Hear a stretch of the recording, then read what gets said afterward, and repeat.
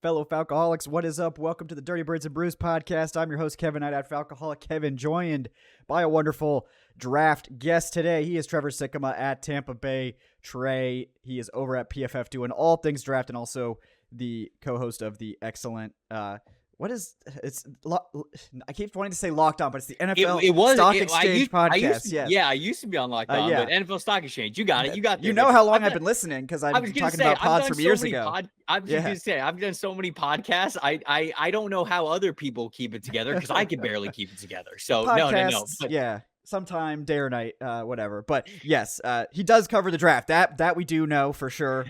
Trevor, welcome back to the show. How you doing, my friend? I'm doing great, Kevin. I appreciate you having me on. Excited to talk a little Falcons football with you. Excellent. Well, busy offseason for Atlanta, guys. We got, obviously, Kirk Cousins to talk about. We have 4 picks in the top 79 to talk about and potentially more because there's maybe some buzz that Atlanta is one of the teams looking to trade down. So we'll talk about all that stuff. We'll get Trevor's thoughts on sort of how this team's looking heading into the summer. Before we do, real quick, want to bring you guys a word from our sponsor, betonline.ag. Folks, March Madness is here, and BetOnline is your bracket headquarters for this season with the best bracket contests out there and odds, lines, and info on every game and every round up until the national championship itself. You know, unless you're Bijan Robinson, your bracket's in shambles. You know, we can't all be as good as Bijan, unfortunately. But no matter what you want to bet on, BetOnline has it, including the most up-to-the-minute wagering info anytime from your desktop or your mobile devices, and even tracking your bracket real-time all the way through the tournament. So what are you waiting for, folks? Head over to BetOnline today and get in on all the action. Just remember to use our promo code BELIEVE. That's BLEAV for your 50% welcome bonus on your first deposit. BetOnline, the game starts here. All right, Trevor. Well, I feel like I have to start every show talking about Kirk Cousins because he's just going to dominate all the airwaves. I know he was the number 1 free agent according to a lot of lists and all that stuff. And the Falcons had a huge need at quarterback. And it was sort of an open topic all offseason. I know you guys talked about it a lot on NFL Stock Exchange. It's like, well, Falcons are at 8. Can they get up? Are they going to go for Justin Fields? Are they going to go for Kirk Cousins? What have you? And they ultimately do settle on Cousins. I know you and Connor were pretty complimentary of that and thought that was a good move, but now that you've seen it actually happen, how does that make you feel about this Falcons team? This is best case scenario for them. It really is, because a lot of the rest of the roster is right there to compete. Right, you move on from Arthur Smith because it's disappointing. Right, it wasn't as good as it needed to be. They didn't figure out the quarterback position. Obviously, they were in talks with Deshaun Watson, and that didn't happen. And so they kind of like went a different route. They had Marcus Mariota in there, and then they were like, okay, we'll draft a guy in Desmond Ridder. But unfortunately, the draft that they wanted to go all in for a quarterback, there wasn't really a good quarterback class to go all in for. So I think they were very frustrated. And I said this as free agency was beginning. I said it a couple weeks leading up to free agency. I didn't think that Arthur Blank was going to be outbid for whatever quarterback he wanted in free agency. And I thought that they would have their sights set on Kirk Cousins. And to me, this is best case scenario for them because sure, they have a top 10 pick. They have pick number 8, but I think top 4 quarterbacks off the board are all going to be off the board by 6. So knowing that it was you sitting at 8, the Giants sitting at 6, the Vikings at 11, the Broncos at 10, the Raiders at 13, all of these teams needed a quarterback and weren't in position to take one, or at least they'd be sweating it out, certainly with the Giants sitting there at number 6. So you knew you'd have to pay a good price to go up and get one. And instead, they get to keep all their draft picks, all their draft assets, and they go get a veteran who allows them to compete right away. So, look, all respect to everything that Tampa was able to do last year. I think that they impressed a lot of people. They certainly impressed me. I did not think that they were going to win the division. They're bringing a lot of those guys back, and I think that they're going to make a healthy run at it again.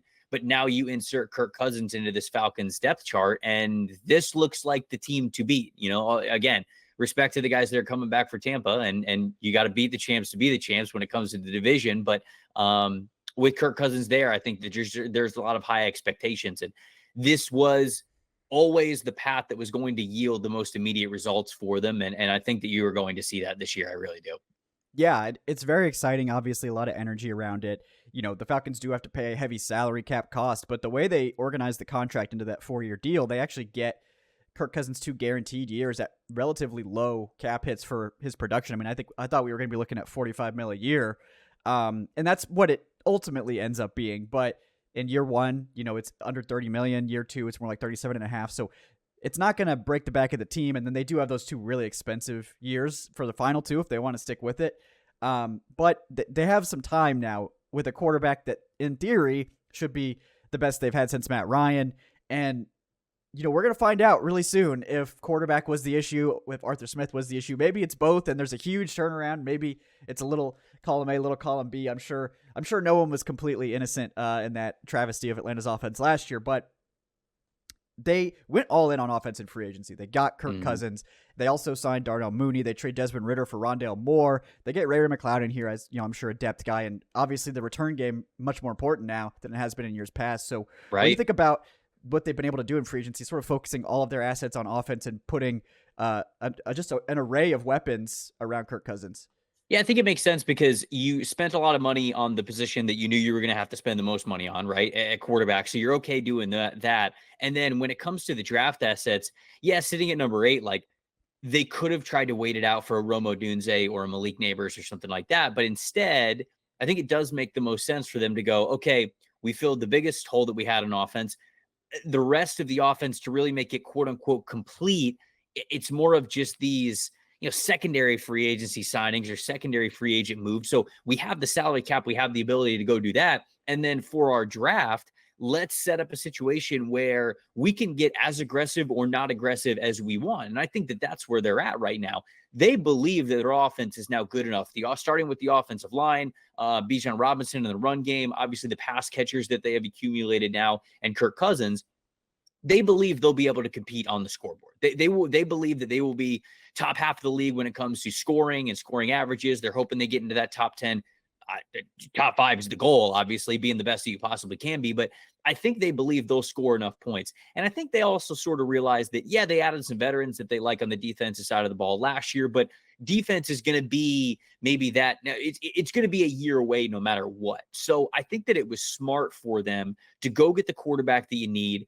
You've got maybe all 4 years of Cousins, but let's just say like it's a 3-year plan, right? Well, now you have this first year, you're getting everything acclimated. You're getting Zach Robinson acclimated with the offense as well. You're improving the defense. You're going all in with younger defensive players with premium draft picks in this upcoming draft. And then the following year, you have a mix of, okay, do we need a little bit more defense? Do we need a little bit more offense? Let's take our chance at really becoming that best version of that team and making a deep playoff run. So I think that's the timeline for this team right now. And especially with Raheem Morris, it's tough to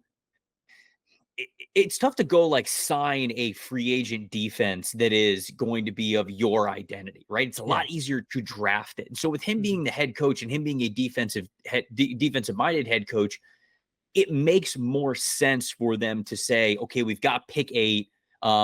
Let's go get the type of defensive player that I want for this team, for what we want to build in the first round at that top 10 spot. It's just harder to set up that identity, if you will, when you do that through free agency. So to me, all of these moves make sense for Atlanta and what they are building. It makes them good for next year, for sure. They're going to take a shot at the division and a shot at a playoff spot and hosting a playoff game. But the real, I think, winning window for them, if you want to say it's open this year, okay, I can understand that because the roster's there. But the real opening of the winning window, I think, starts in 2025, 2026 for this team. And the way that you do that is by allocating the free agency funds on offense and then going through the draft, going through defense when it comes to the NFL draft.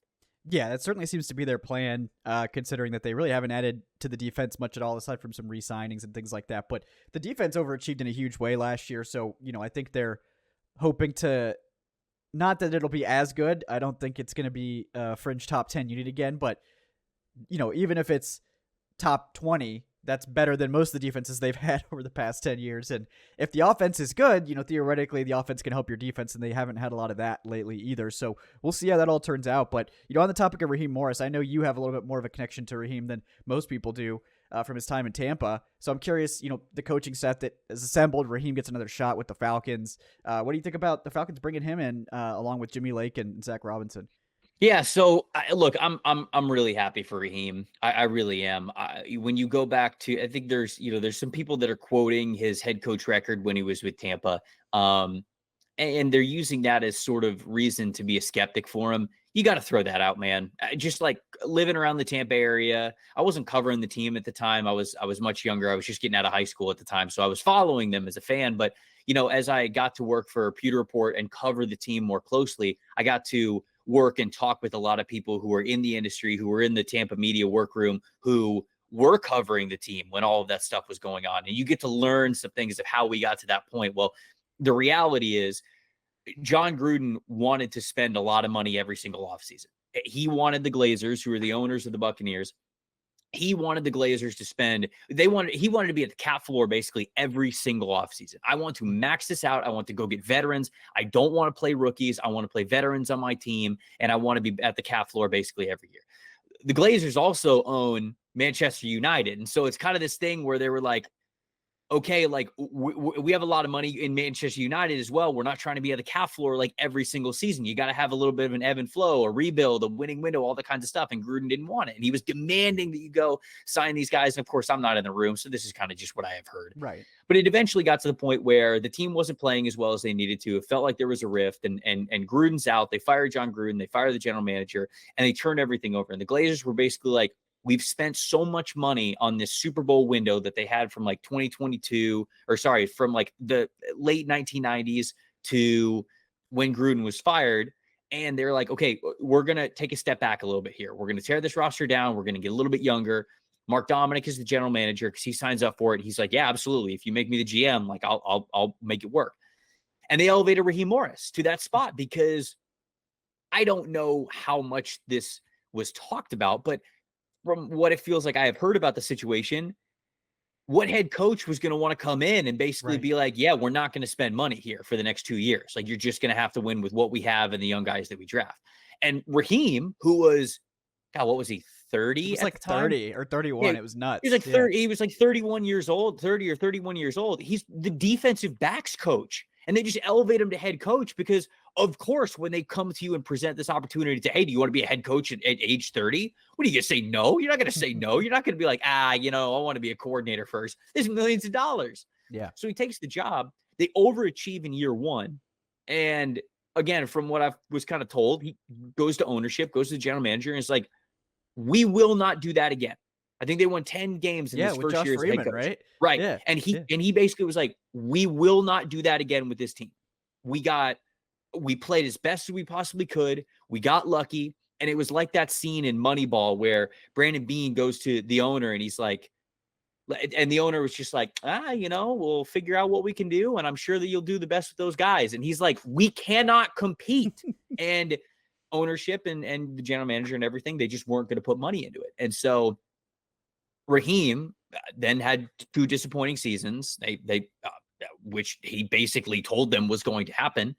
So he gets fired. And then, that head coaching record, I felt like carried with him for a long time in his NFL career. And it, I don't know if I don't think that was as deserved as it felt like it was the black cloud that was over his head, the rain cloud that was over his head when it came to getting elevated to a defensive coordinator, an assistant head coach, or even potentially head coach jobs over the last couple of years. So I'm very happy that here over a decade later, he is getting another shot as a head coach because I think he's a good coach. And I think that it's a really cool spot in Atlanta for him. So I'm excited for him. Yeah, no, that's terrific insight into it. And, I appreciate you sharing all that because I think it is a common refrain, look at the record, look at all this. And I understand, if you weren't watching the games at that era or really following it, you probably would have no idea what was going on. And how much are you going to cite other than the record? Because it's been, 15 years, 17 years, something crazy like that. So I appreciate the insider insight from a Tampa Bay native to give us some information. I've always liked Raheem from when he was here as the interim guy with Kyle Shanahan and all that. And I think he was deserving of an opportunity, after the failures in 2020, but the Falcons just couldn't hire him after that year. They had to turn the page on the whole Dan Quinn era and everybody involved. Mm-hmm. So right. I'm glad he got another opportunity to come back to Atlanta because I think he absolutely deserved it. And we're going to see. I think his relationships and his ability to connect with both staff and players is going to be really interesting. And, we'll see if he's more of that CEO type coach that we just don't see that often anymore. He says he's going to let Jimmy Lake call the defense and Zach Robinson call the offense. I'm interested to see how it turns out. Definitely seems like they're going more to that 3-4 style defense, like they were a few years ago with Dean Pease. So we'll see how that turns out. But, the decision at 8 has a lot to do with that, right? Because now that they've addressed the offense in free agency, they still have a lot of needs on defense, and that kind of starts and ends with the edge pass rush, which was abysmal once again last year. They did manage to cobble together over 40 sacks with just a lot of guys having a few. which was impressive, but they didn't really do anything to help that. And Calais Campbell to this point has still not returned. So what do you think about the direction they go at 8? I know in your latest mock you had them going Dallas Turner. They were reportedly very interested in Jared Verse last year, but Ryan Nielsen's more 4-3 defense. Maybe he was a better fit for that. And then Latu ends up testing out way better than I think people thought. And it seems like he's getting the medical thumbs up. So, I mean, he could be in play there potentially too. What's your thought on sort of the direction they could go at 8? Yeah, I mean, you mentioned the 3 edge rushers. I lean Dallas Turner just because I wonder if they'll just absolutely love the athleticism that he has, and he can be more of that stand-up 3-4 outside linebacker for you. If you do want to base everything that you're doing more around a 3-4 style, I think that either him or Latu just naturally fits that more. I think that Verse is more of a 4-3 defensive end, like you said. Would have loved him on this team last year, but you're right. If you're switching it up, not that I think that he'd be bad in a 4-3 or 3-4 by any means, but it's just not as natural for him. I think you're maximizing the talent of Turner or Latu.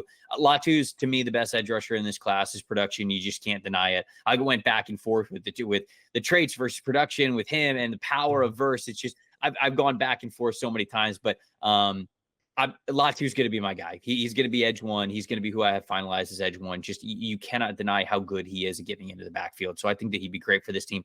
I also think that where edge pass rush is definitely a big need for them, and I think they're going to take a swing at the bat at edge pass rusher in the first round.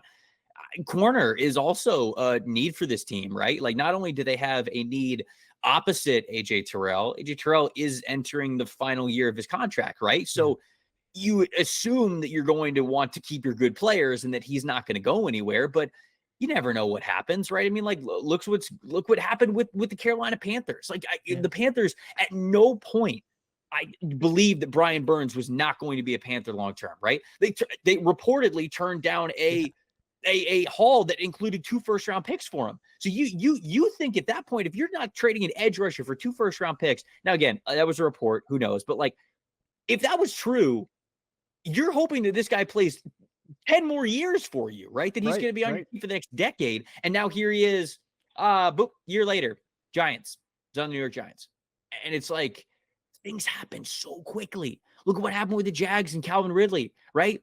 Ridley it felt like always just going to go back to Jacksonville. They were just, trying to do it the right way. I think to be tricky with the trade compensation with Calvin Ridley and the Falcons, obviously, like, trying to give like as little as possible back. And now all of a sudden, Ridley is not on the Jags. Now all of a sudden he's on the Titans. And it's like, you can say to yourself, oh, AJ Terrell's not going anywhere. You never know that. Right. 1 year in the NFL is just an eternity, and the possibilities are endless of what could change. So I go on that rant to say corner at 8 should not be off the board. If Quinyon Mitchell is there from Toledo, he's an excellent pick for them. I love Cooper DeJean as well. Like, I think Cooper DeJean would be worth a pick that's high. Him on one side, AJ Terrell on the other. I think that's especially with Jesse Bates on the back end. Like, that is a nasty trio of defensive backs there that you then have on that team to have an incredibly talented secondary. So pass rush is important. I don't want people listening to this podcast to think that I'm brushing that aside. If you love one of these 2 edge rushers, you're probably going to take one of them. But corner is another spot that I think you've got to take a good, honest look at. And if Quinyon Mitchell is your favorite player in this draft defensively, you could take him at 8 and it'd be worth it for the Falcons. Yeah, I agree. I think that's definitely one to consider that has picked up a little steam lately, particularly with the team not like bringing back Jeff Okudah and stuff like that. So we'll definitely see. I'm curious what you think about the potential of a trade down, because like you said, there's a number of prospects they could be interested in. Dallas Turner, Latu, Quinyon Mitchell, maybe Cooper DeJean in the mix as well.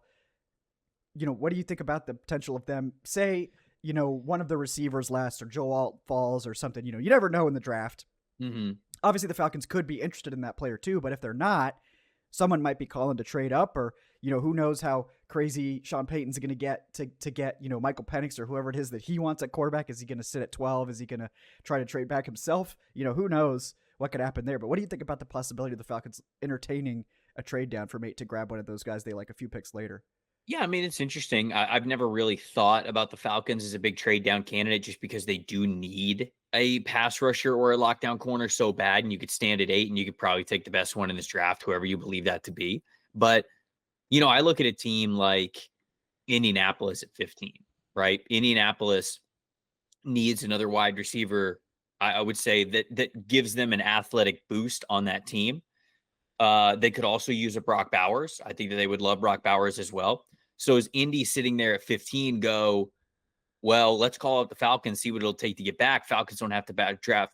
They don't have to drop too far in the first round, but you're whatever, picking up a couple of draft picks. Well, I don't know what the trade compensation would exactly be, but that's a team that I look at where Malik Neighbors shouldn't fall. But Yeah. like, let's say like Malik Neighbors falls. I mean, like he is their perfect player. Like if I think that Indianapolis would want to be on the phone immediately. If the Mhm. Giants take Romo Dunze because they like him and his size more than Neighbors, and if the Titans end up taking Joe Alt at 7, Right.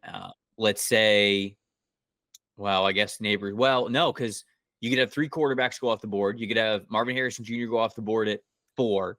You could have the Vikings. I'm just throwing out the Vikings Yeah. trading up Yeah. to 5 for the Chargers. And Yeah. then you have JJ McCarthy going at 5, another quarterback, whoever that quarterback is going at 5. Giants take Odunze, Titans take Joe Alt, and then you're Yep. sitting there at 8, and Malik Neighbors or whoever could be on the board. Falcons fans might be listening to this and be like, "Why don't we take Neighbors?" Like, Well, yeah. I mean, but I think if you're looking for a trade down, it would probably only be worth it if one of the wide receivers was still available. yeah. Um, Maybe Joe Alt as well, but there's a lot of good offensive tackles in this Yeah. class. So It's deeper. Mm. I don't know if the price would be demanding enough to move back from 8 at that point if it's not like somebody moving up for a guy that they think is going to be an incredible wide receiver one for them and a Dunze or a Neighbors.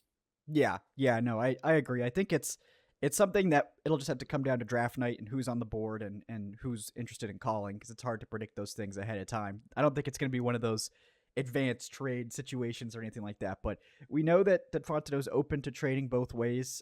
He's usually done it more in the second round, interestingly, but they're open for business. So we'll see what happens. I wouldn't be opposed to Malik Neighbors in Atlanta either. It definitely seems like that would be more of a luxury to get that as opposed to the edge rusher or the corner that you really desperately need. But sometimes you just have to keep the streak going and 4 straight skill players in the first round just to really needle the fans. But Malik Neighbors is like, I think you could make the argument that he's definitely like, a top 5, top 6 player in this class. So I wouldn't be upset about it just because, look, we're just going to go all in on offense, whatever. But I know in the second round, you actually did have them trading up in your mock to get Nate Wiggins. So, if they don't get corner in the first round, they could absolutely address it in the second round. I know there's folks that think safety could be on the board, like if Tyler Nubin's still around or something like that for someone next to Jesse Bates. But curious what you think their day 2 priorities might end up being in this draft.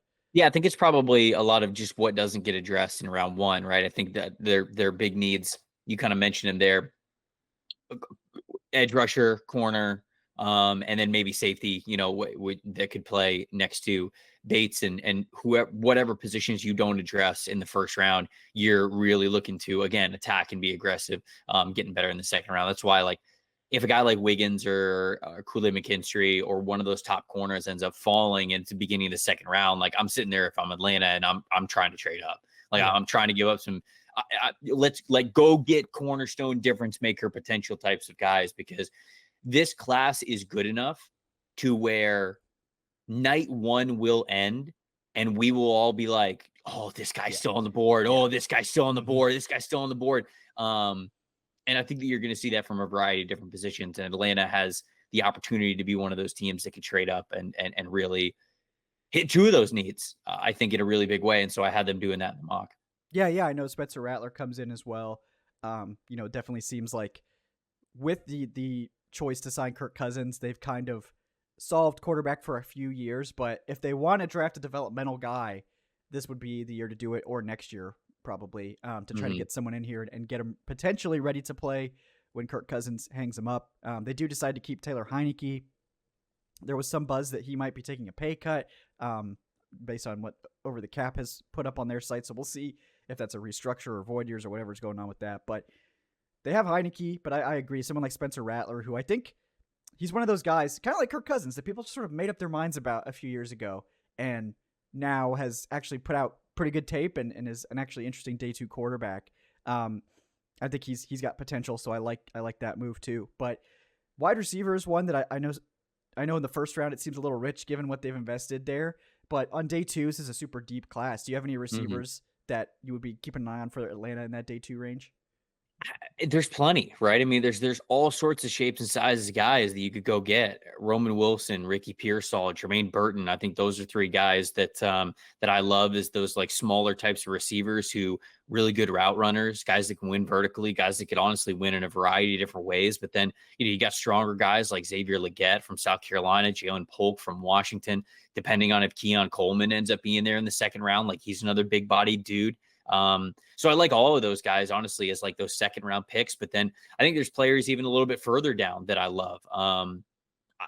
Javon Baker from UCF, I think, is a very underrated wide receiver in this class. If you put Javon Baker in most other receiver classes, I think he's probably a top 8 receiver. And just because this receiver class is so good, he's sitting there at like, wide receiver 13 or 14. Right. And it's just, that doesn't mean that he's any less talented. There's just a lot of really good players in this class. You want to go a little bit further, mid-round players, Anaya Smith from Texas A&M, maybe a Malik Washington, who's had a really great calendar year, both this past year at Virginia, extremely productive. And then also at the Shrine Bowl at the Combine, he's showed himself very, very well. And I think that he is a good player too. You want to go a little bit further into day 3, maybe a Luke McCaffrey, who was somebody who I thought played really well at the Senior Bowl. Skinnier dude, smaller dude, but just a really good football player. Obviously, the name McCaffrey. His dad, Ed McCaffrey, played in the NFL for a long time. His brother, Christian McCaffrey, doing great things for the San Francisco 49ers. And so you got the family bloodlines there. So, that's I think that this is a really good group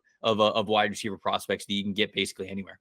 Yeah, I agree. I think you would be doing a disservice to not still grab one, even though you signed 2 and traded for 1. I think they still need more. I think that a long-term wide receiver 2 to pair with Drake London, that's going to be on like a relatively affordable rookie class. I think that's something they would probably like to add on day 2, and we'll see what they can find. But yeah, I love the Malik Washington shout out, because I feel like no one's like weirdly talking about him. Like, even though I think he's PFF's number 1 wide receiver, like from the last years in college football. Production, he was. I mean, he was nuts. And when he went to, he's just a little bit smaller of a guy, and like he's explosive, but like sometimes his moments are a little bit stiff. I don't know. Like, so I say that because I could picture routes in my head where things were more rounded than they were sudden. But there are other times where I watch him like sink the hip and chop the feet. So he's a really good football player, man. Yeah. I am fascinated to see where the NFL drafts him because of how productive that he has been. And it just doesn't seem like he's being talked about enough.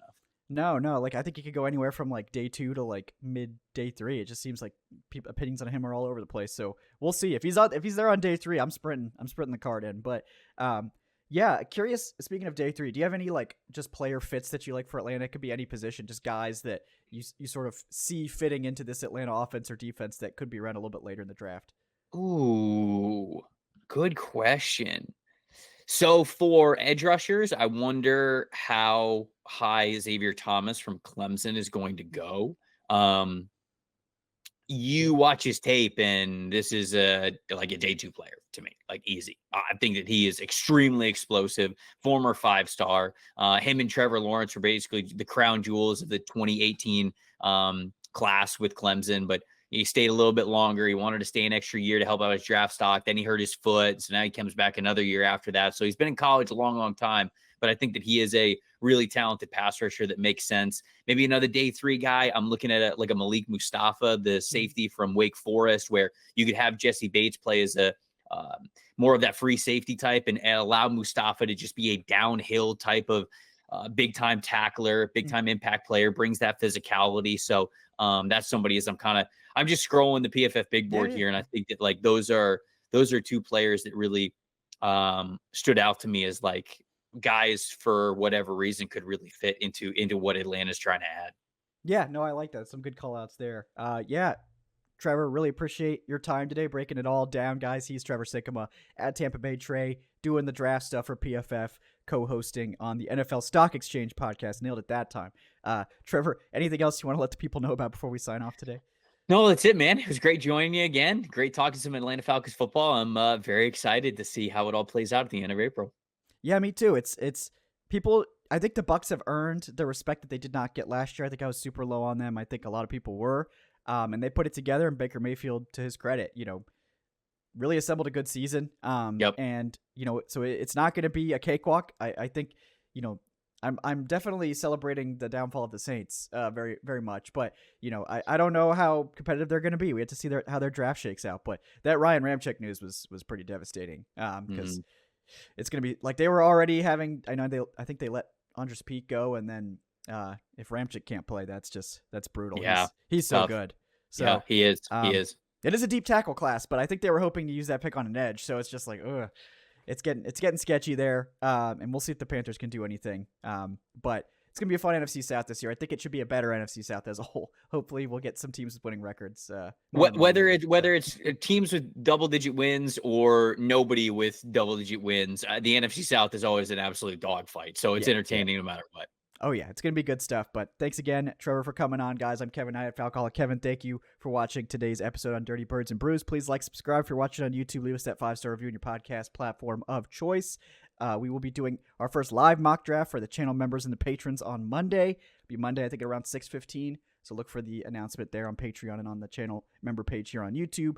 Join up if you haven't yet. You can join up all the way till go time at 6:15. And, of course, the show will be available in a recorded version afterwards as well. But if you want to weigh in on the picks, you got to be there. So, I can't hear your opinion if you're not there. So I know a lot of people have some strong takes about the top of this class. So we're going to get into that.